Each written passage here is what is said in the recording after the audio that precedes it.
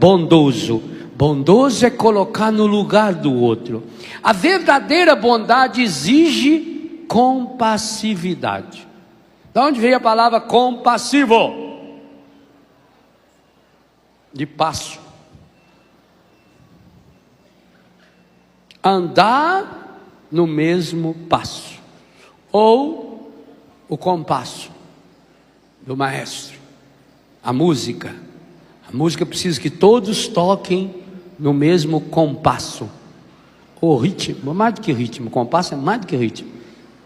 Dá de marcar o compasso. Tem até uma preinha que vai tec, tec, tec, tec, tec, tec, para você saber se está dentro do tempo. É ao metro? Metrônomo, que mede o compasso. Não é que mede os metros. É metrônomo, que mede o compasso. Tem para aí. Ou quando a gente aprende a desenhar, pega o compasso, enfia aquele buraquinho, que ele era uma arma perigosa que a gente enfiava nos outros na escola. Depois apanhava. O aluno da frente e baixava a cabeça. Assim. Se eu for, professor, ele enfiou o compasso. Eu não, você é um pernilongo, mordeu você, velho. Que é isso? Eu. Não se viu. Aí você pegava e enfiava assim, e ia a criança prender, né? Mete a língua para fora. Ai, que beleza quando fica bonitinho. É mais difícil, a gente quando é criança, é difícil fazer um círculo daquele. Aí você sai fora do centro, não acha o buraquinho de novo, puxa mais para um lado, aí fica tortinho, porque para cá você apaga, e quanto mais apaga o caderno fica mais rasgado e feio, aí você fica desanimado, mas precisa do compasso. Ser compassivo, então eu me coloco no lugar do outro, é o primeiro passo, bondoso, e agora eu caminho com o outro. O amor leva ao perdão. O perdão é absolutamente injusto.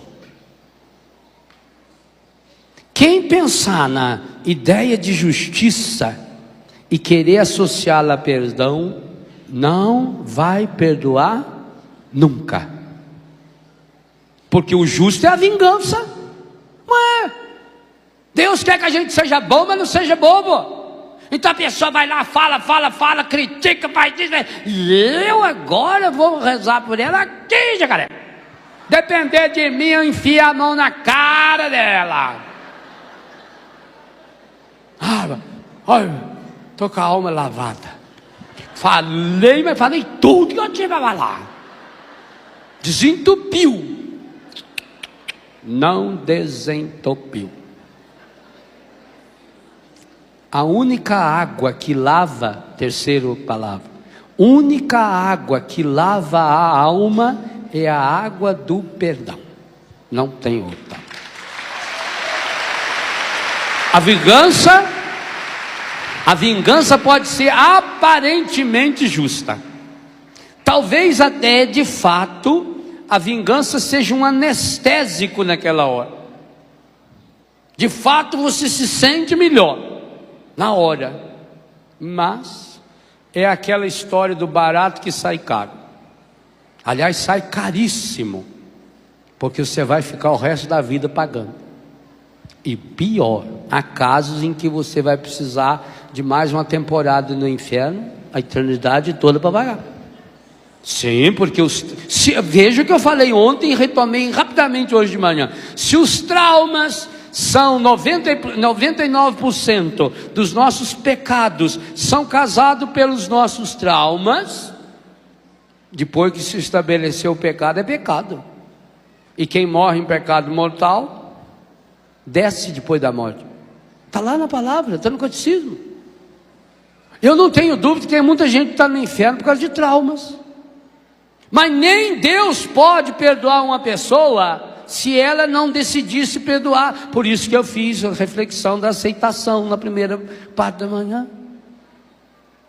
Perdoai-vos mutuamente. Como? Por isso eu estou citando e voltando na questão da cruz de Jesus. Pois está aí. Como Deus vos perdoou em Cristo Jesus. O modelo de perdão está lá, e continuará lá para mim e para você, por toda a eternidade. Perdão é injusto. Justiça nessa hora é você fazer a pessoa repor as coisas, porque o senso de justiça diz isso. Se eu roubei o casaco desse menino, justo que eu devolva o casaco. Ótimo, se eu for adulto, não é? Se for realmente eu roubei, é dele. Ótimo, justiça. Mas o que adianta eu querer aplicar esse critério da justiça, por exemplo, ao meu pai? Papai já está no céu. Ou meu avô. Eu morei com meu avô e com a minha avó. Muitas vezes eles devem ter falado, eu não me lembro, graças a Deus, mas eles devem ter falado uma palavra que tem me machucado. E aí eu guardei essa porcaria lá dentro. Como é que eu vou agora dar o perdão para o meu avô? Você já está no céu. Como é que eu vou perdoar a minha avó? Já faleceu? Ou perdoar uma pessoa que nunca mais eu vi? 90% das pessoas com as quais você relaciona, você conheceu nos últimos 5 anos. Eu tenho colega de escola do primário que eu nunca vi na minha vida. Talvez até eles me veem hoje por causa da televisão, e a maior parte era católica, e com certeza muitos deles continuam fiéis aí à igreja, à Canção Nova, mas eu não sei quem é. Se eu ouvir, não sei. Desapareceu, a pessoa mudou. Então como é que eu vou atrás dessa pessoa? Gente, nós não podemos cair nessa imbecilidade. Tem gente que pensa, não, para perdoar, para você falar para a pessoa. A maior parte dos casos ele não consegue falar. Ou porque a pessoa já morreu, e é meio difícil você falar com o defunto. Aliás, é pecado mortal falar com o defunto. Você pode falar, conversar com ele no campo espiritual, para o bem que ele pode fazer, mas mais nada. Ele não tem como falar com você. Você pode falar com o defunto, ele não tem como falar. Está explícito isso aí no livro. Então a pessoa já morreu. Ou a pessoa viajou, foi embora. Quando a gente vai para esses outros países pregar, gente que está lá há 20, 30 anos, nunca mais voltou ao país. A gente foi embora. Como é que eu vou falar com essa pessoa? Vou sair procurando essa pessoa, feito uma besta nesse mundo, vou investigar a pessoa, e aí fica instigando e aumentando o trauma, e aumentando a raiva dentro de mim? Isso é uma bobagem, isso é uma imbecilidade. Não tem como. Ou tem pessoa que mesmo morando no apartamento do lado, a pessoa não tem a mesma fé que eu tenho, a pessoa não tem a mesma experiência que eu tenho, e a pessoa não me suporta e não quer ter relação nenhuma de amizade comigo. Aí o que eu vou fazer? Você vai perdoá-la. Mas ela não quer. Ótimo, aqui vem uma coisa espetacular, o segredo maravilhoso que Jesus revelou, que nos ensinou, e que aí o imperativo manda a gente copiar. O perdão não depende do outro. Porque o perdão, em primeiro lugar, é uma pomada para você. O perdão, em primeiro lugar, beneficia quem dá, e não tanto quem recebe. Mas isso não é injusto? Não, isso não é injusto, isso é santo. Sabe por quê? A ofensa que o outro fez é uma coisa, o efeito da ofensa do outro em mim é outra. E o que causou o trauma não foi a ofensa que o outro fez, mas foi o que eu deixei essa ofensa entrar aqui dentro, a machucadura que essa ofensa deixou no meu coração. Em primeiro lugar, o perdão cura a mim, cura o meu coração. Porque a pessoa nem sabe talvez que ela me magoou, ela nem sabe que ela me ofendeu, ela nem sabe que ela me machucou. Às vezes a gente machuca as pessoas e as pessoas nos machucam inconscientemente. Nós não sabemos que machucamos a pessoa, e machucamos a pessoa. Ela nem sabe que tem que pedir perdão para você. Então, em primeiro lugar, o perdão é uma pomada, é um remédio para o coração de quem foi ofendido, para o coração de quem foi machucado. A ferida primeira que tem que ser curada pelo perdão é a sua. Isso não é egoísmo, não. Isso é o primeiro grande passo. Ninguém dá o que não tem. É para você em primeiro lugar. A pessoa não merece ser perdoado? Ótimo, perdoa. Porque você merece perdoar. Você não pode continuar com essa ferida interior. Alguns têm a ferida sangrando, gente. É uma chaga no coração. A pessoa não consegue perdoar, a pessoa não consegue amar. Por quê? Porque está lá aquela ferida. Aí não tem como perdoar, porque já morreu, não tem como. Tem como perdoar. O perdão independe que a pessoa esteja viva ou morta. O perdão independe que a pessoa esteja perto ou longe. O perdão independe que a pessoa queira ou não queira. O perdão independe que a pessoa tenha pedido ou não tenha pedido desculpas e perdão para você. O perdão é um imperativo seu. É para você. Você tem que decidir. Aí tem uma palavra importante que eu estou usando aqui já várias vezes. O perdão precisa muito mais da vontade, inteligência, do que do desejo. Você tem que tomar essa decisão. Perdão é um ato da vontade inteligente, ou um ato da razão.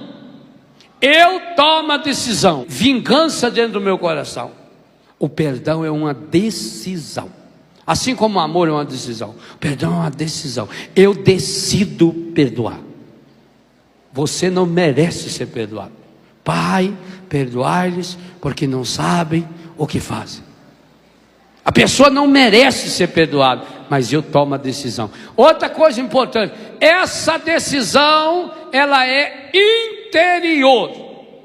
Sozinho, no carro, tomando banho, sentado no vaso sanitário, aonde, qual for a situação que você tiver, em que momento estiver, o inconsciente trouxe à tona, você lembrou, tome a decisão. Põe ali o carimbo do perdão, eu perdoo. Mesmo que, repito, você esteja sentindo raiva da pessoa, mesmo que você tenha convencido de que tinha que vingar da pessoa, mas não é justo, meu Deus, ela ofendeu ela machucou, vai continuar ofendendo. Isso aí é argumento maligno. O imperativo categórico, e aqui é um exemplo, mas tem vários na Bíblia. O imperativo categórico acerca do perdão continuará sendo uma ordem de Deus para mim e para você: perdoe. Seu pai foi injusto com você? Seu pai bebia? Seu pai não pegava você no colo? Perdoa. Ele é vivo ou morto? Perdoa. Porque também tem que pensar o seguinte: coitados dos nossos pais. Aí veio a necessidade de ser compassivo, me colocar no lugar dele. Bondoso, me colocar no lugar dele, compassivo, caminhar com ele. Coitado do meu pai, coitado da minha mãe. Pensa nos seus pais aí. Coitados, o que eles passaram, o sofrimento que era, como era difícil criar filho. A sociedade de hoje é uma sociedade de gente fraca, de gente medrosa, a começar pelos filhos que tem. Antigamente nossos pais tiveram 8, 10, 12, 14, 17, 21. Eles não tinham medo, não. Eles confiavam em Deus. Aquele número de filhos é confiança em Deus. Ele confiava em Deus, acreditava em Deus, que Deus ia ajudar. Não, Deus dá a graça. E depois punha os filhos, ensinava os filhos a trabalhar também, que ele não era besta. Se pior andar, já aprende a fazer um subsídio.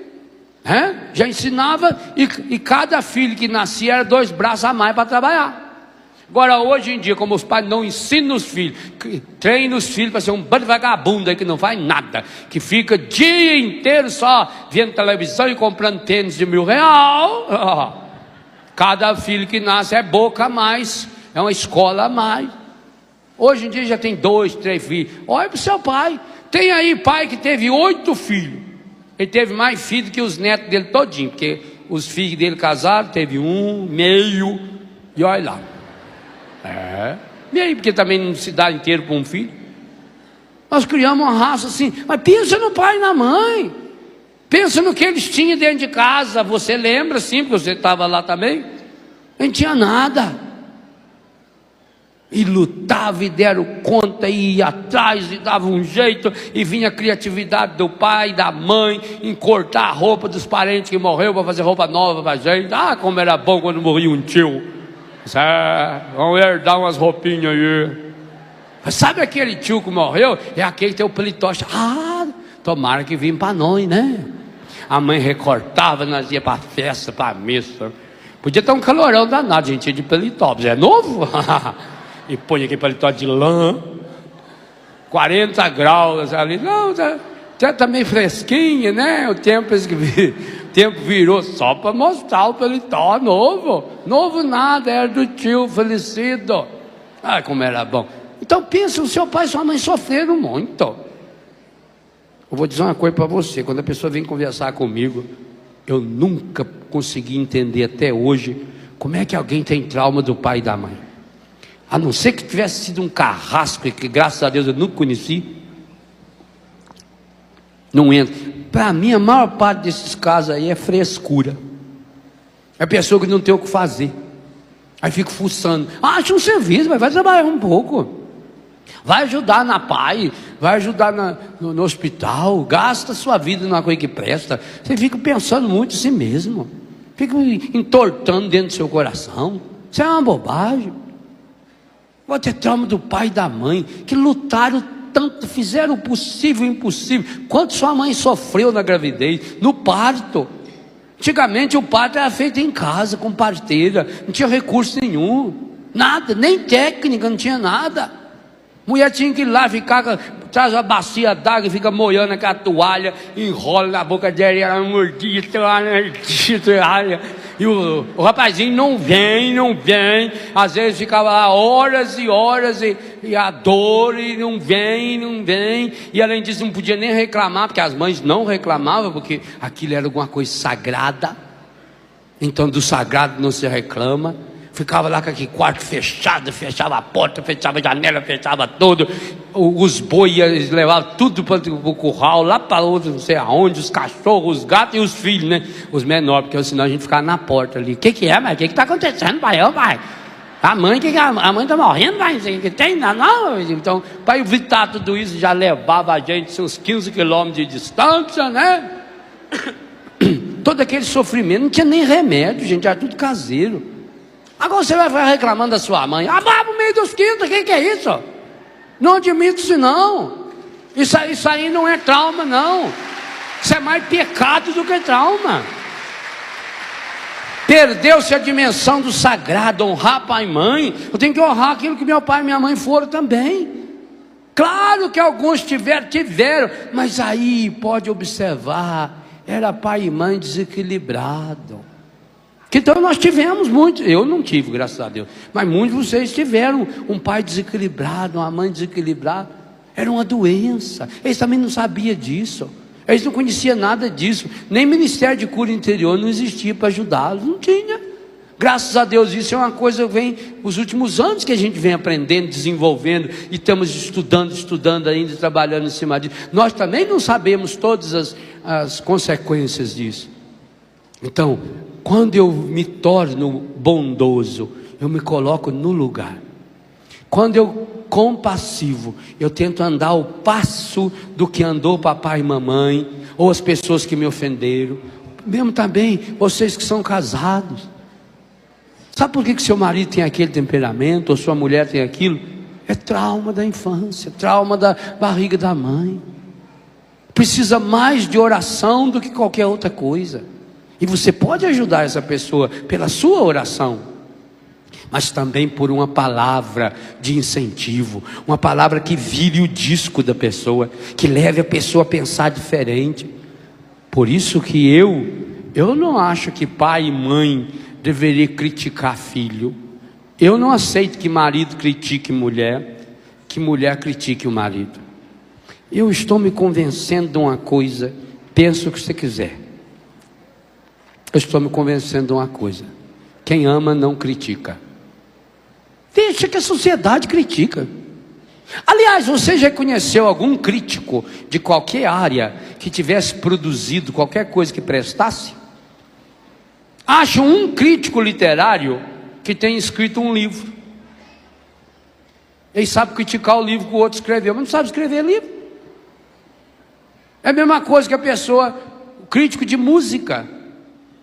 Ache um crítico de música que escreve resenhas sobre CD, discos e tal, nas revistas, nos jornais. Você olha o nome dele lá.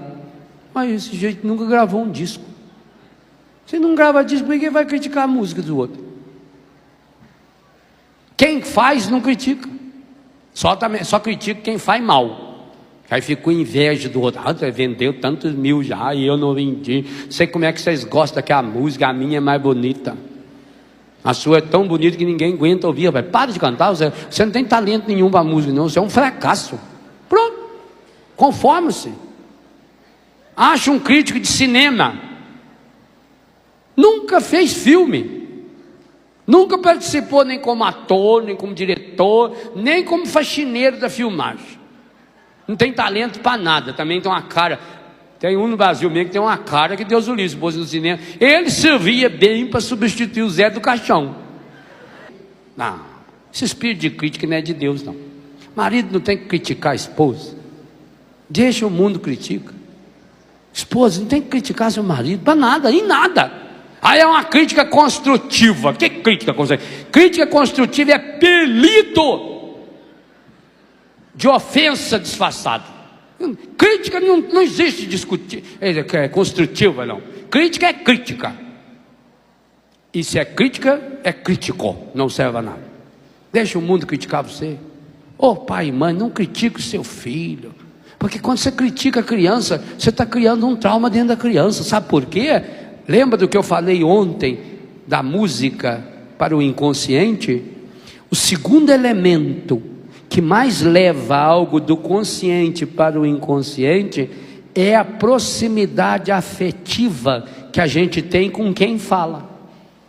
Se um professor me fala alguma coisa, tem um peso.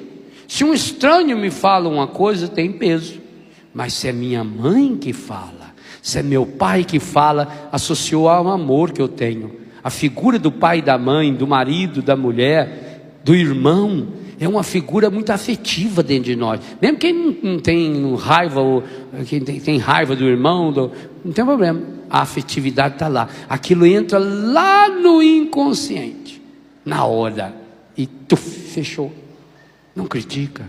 Seu filho jogou bola e o jogo não foi bom, não critica. Não fala para ele, você não presta. E pior é quando a crítica associa o fato feito à pessoa. Você não sabe fazer nada, só porque a menina fez lá um servicinho errado. Veja se tem alguma coisa boa para elogiar. Se der para elogiar, elogia. Se não der, deixa passar assim, passa em branco, não comenta muito. Vai chegar uma hora que você vai poder conversar com ela, ensinando a fazer. Aliás, é por isso mesmo que as mães se irritam muito quando o filho faz coisa errada, serviço errado, é sinal de que a mãe não ensinou direito. Então, na verdade, a raiva da mãe é dela própria. Aprenda, seja humilde. Seu menino foi jogar bola e chutou a bola fora, errado, mas não critica. Fala, não meu filho, hoje a gente perde, amanhã a gente ganha. Então entusiasma. E depois, quando a ferida porque ele está se condenando. Ninguém condena mais um moleque de ter feito um chute errado e não ter feito o gol do que ele mesmo. Então, deixa amenizar, deixou passar, para não ter perigo de criar trauma. Passado lá alguns dias, você vê que puxa assunto do gol. Se ele ri, por exemplo, faz uma piadinha, uma brincadeira, para você está aquele dia com o pé torto. Você viu que a criança riu, acabou. Aí sim é hora de você dizer, ó meu filho, quando você for bater um pênalti, você tem que olhar bem no gol, esquece quem estiver do lado, esquece quem estiver vendo, esquece. Você olha no gol e bate assim com o peito do pé, ou com esse lado do pé, assim assado, tal, tá bom? Mas eu tenho certeza que a força que você chutou aquele dia, isso você tem um dom para chutar. Agora, falta só direcionar o seu chute. Pronto, a criança vai aceitar. Mas não é crítica. Crítica, zero. Inicie um processo na sua casa. Crítica, zero. Não deixa ninguém criticar. Você não critica. Você não, também pais, não critica os seus filhos, pai. Pai. Você não sabe a importância que você tem para o seu filho? Se você sabe, então, sua palavra tem peso. Pai e mãe não devem criticar filho. Não deve deixar que critique também. Meu pai falava isso. Como é que vem alguém dentro da minha casa? Ele não aceitava. alguém vem na casa dele reclamar do filho dele. Isso é um desrespeito? E de fato é.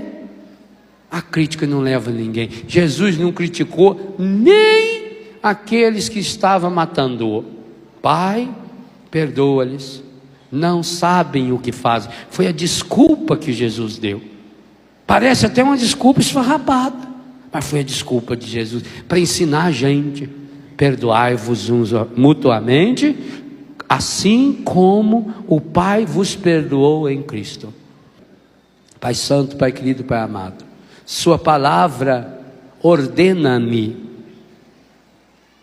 de modo imperativo que eu seja bondoso, compassivo e perdoe todos aqueles e todas aquelas e cada um daqueles, cada uma daquelas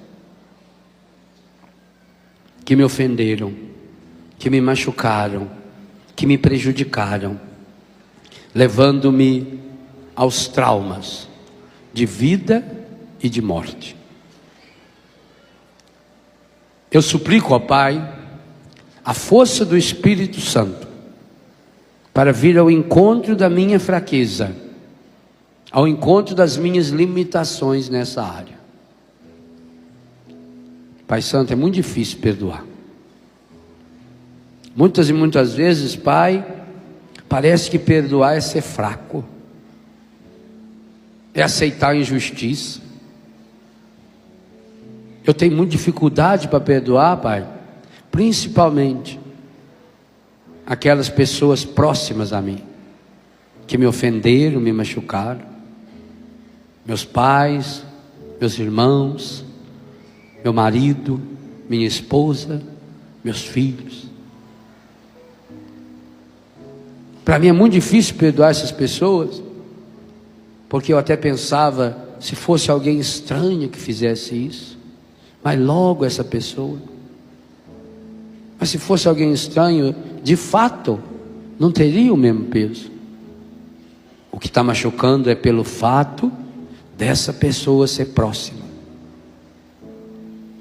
O que machuca é de fato a intimidade com essa pessoa, principalmente a intimidade que se estabeleceu no inconsciente.